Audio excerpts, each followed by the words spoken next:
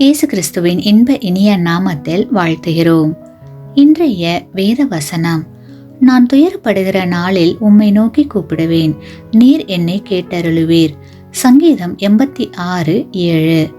Today's Bible verse: In the day of my trouble, I will call upon you, for you will answer me. Psalms 86:7. உலகில் சர்வதேச துயர signal என்று ஒன்று உள்ளது. அது என்னவென்றால் அதுதான் மேடே. இந்த மேடே என்ற வார்த்தையை தொடர்ச்சியாக 3 முறை மேடே மேடே மேடே என்று யாராவது கூறினால் அவர்கள் உயிருக்கு ஆபத்தான நிலையில் இருக்கிறார்கள் என்று அர்த்தம். இந்த வார்த்தை லண்டன் கிராய்டான் விமான நிலையத்தில் உள்ள மூத்த வானொலி அதிகாரி திரு ஃப்ரெட்ரிக் ஸ்டான்லி மாக்ஃபோர்ட் அவர்கள் 1923ஆம் ஆண்டு உருவாக்கினார்கள்.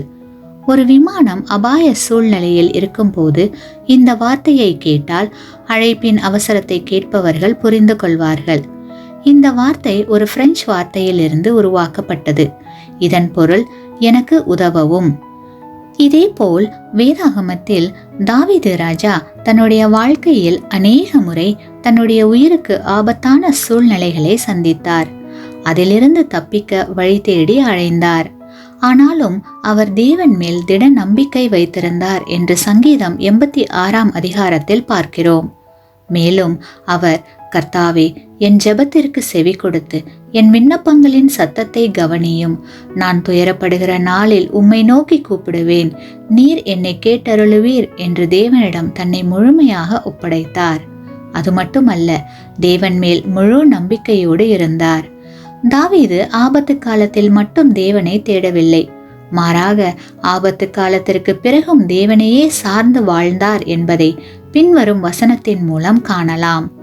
தாவீது ராஜா கர்த்தரை நோக்கி, கர்த்தாவே, உமது வழியை எனக்கு போதியும்.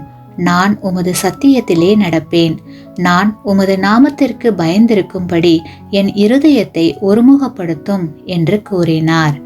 கிறிஸ்துவுக்குள் அன்பான சகோதர சகோதரிகளே, இன்று நாம் சந்திக்கும் உபத்திரவ காலம், ஆபத்தான சூழ்நிலை, வேதனையின் காலம் எல்லாம் நாம் தேவனோடு நெருங்கிய உறவை வைத்துக்கொள்ள ஒரு வழியாக அமையலாம். நாம் செய்ய வேண்டியது தேவன் மேல் திட நம்பிக்கை வைத்து அனுதினமும் அவரை நோக்கி பார்க்கும் போது, நிச்சயமாக ஆபத்து காலத்தில் அழைக்கும் போது நமக்கு உதவி செய்ய வல்லவராய் இருக்கிறார். ஆமேன்.